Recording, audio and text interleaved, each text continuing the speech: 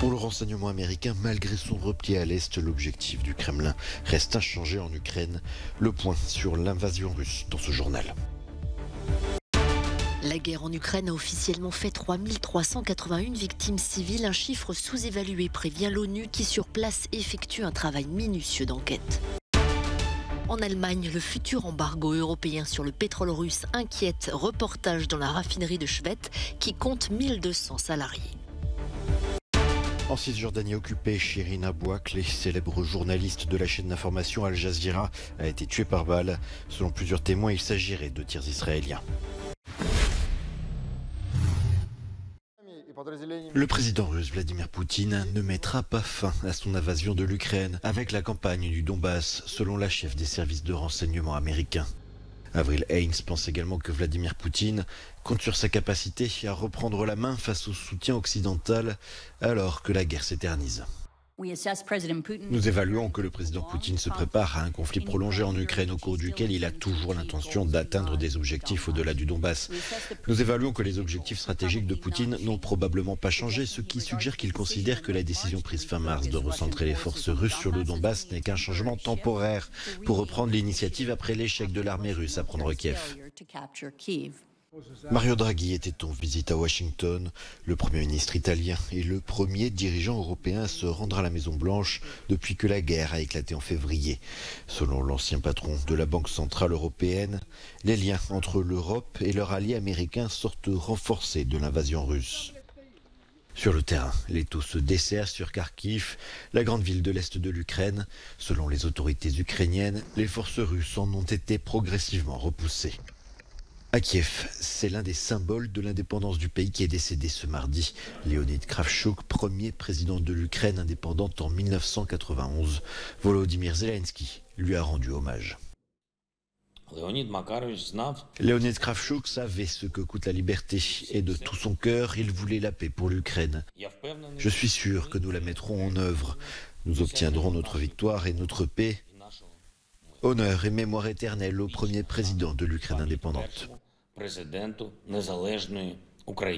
Les forces armées du Bélarus ont déclaré qu'elles allaient déployer des troupes d'opération spéciales dans 3 zones proches de sa frontière sud avec l'Ukraine, en réponse à ce que le gouvernement bélarusse appelle une menace croissante des États-Unis et de leurs alliés. Combien de victimes civiles la guerre en Ukraine a-t-elle causé?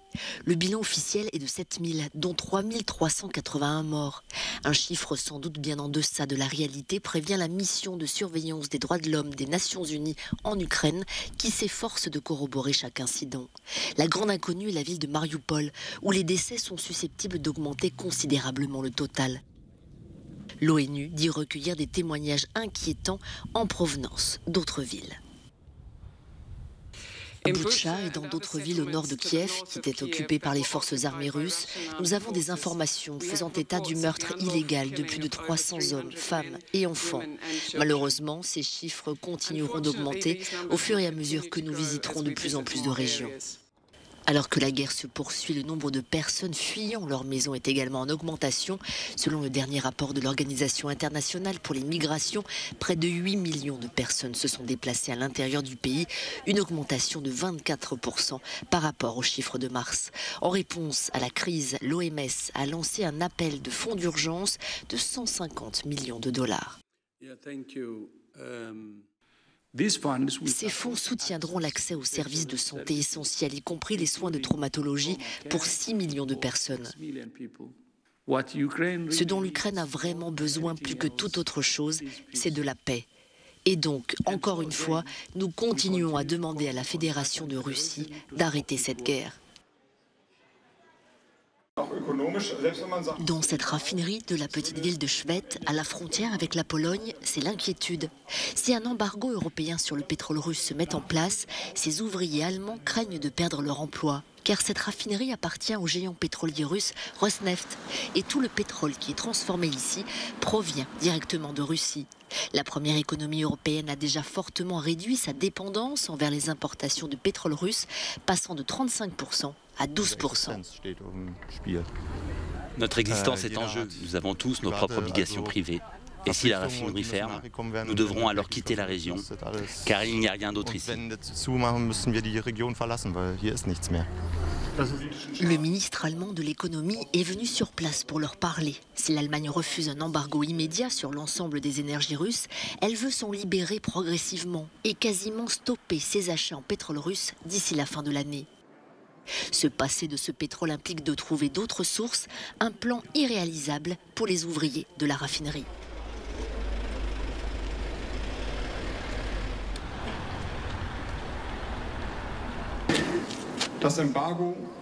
L'embargo arrive. Peu importe que vous l'aimiez ou non, et quand il arrivera, vaudra-t-il mieux fixer stupidement le pipeline ou se préparer à d'autres options?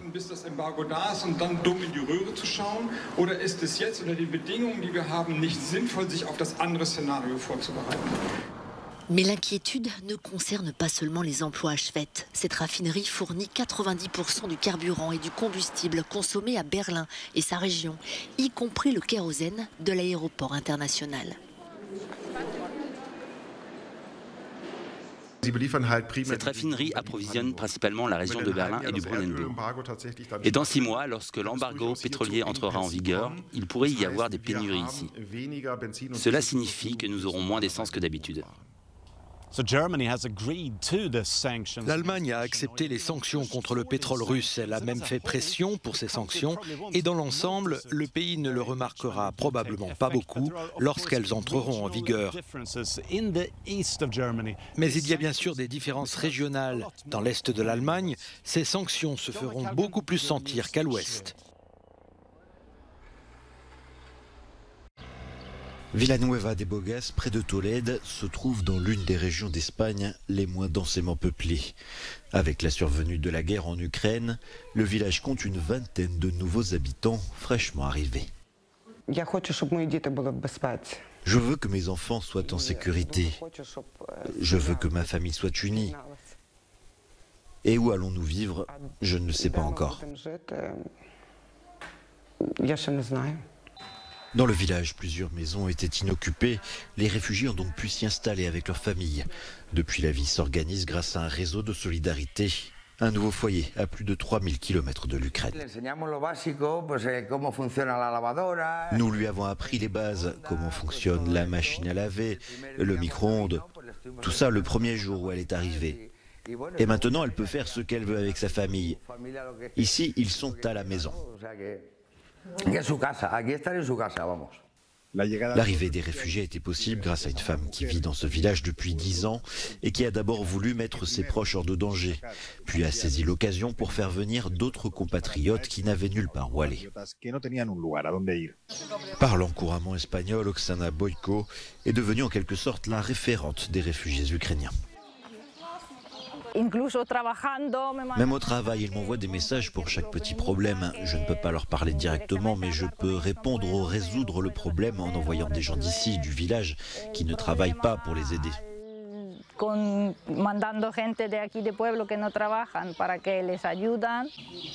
L'arrivée des réfugiés ukrainiens est aussi une chance pour Villanueva de Bogas, un village vieillissant qui compte un peu plus de 700 habitants. Les parcs sont déjà plus remplis qu'avant et il y a des jeunes. Et je crois que cela peut régénérer et donner plus de vitalité à ce type de ville qui se trouve au centre des régions dépeuplées d'Espagne. Reste à savoir pour combien de temps s'installeront ces réfugiés qui fuient la guerre. Nombre d'entre eux ont l'espoir de pouvoir rentrer chez eux dès que la situation le permettra. La journaliste Shirin Abu Akleh, une des plus connues de la chaîne qatari Al Jazeera, a été tuée mercredi matin par un tir de l'armée israélienne alors qu'elle couvrait des affrontements dans le secteur de Jenin en Cisjordanie occupée. Ces images ont été filmées quelques secondes après que la journaliste s'écroule. Elles attestent qu'elle portait bien un gilet pare-balles siglé presse. Dans un communiqué, la chaîne Al Jazeera accuse l'armée israélienne d'avoir tué de sang-froid leurs collègues, une affirmation contredite par Naftali Bennett, le Premier ministre israélien, qui tient au contraire responsable des groupes palestiniens sans apporter plus de preuves. Un autre journaliste, Ali Al-Samoudi, a également été blessé. À sa sortie de l'hôpital, il a accusé l'armée israélienne d'avoir ouvert le feu sur leur groupe. Le décès de la reporter intervient près d'1 an après la destruction par une frappe israélienne des bureaux de la chaîne de la bande de Gaza.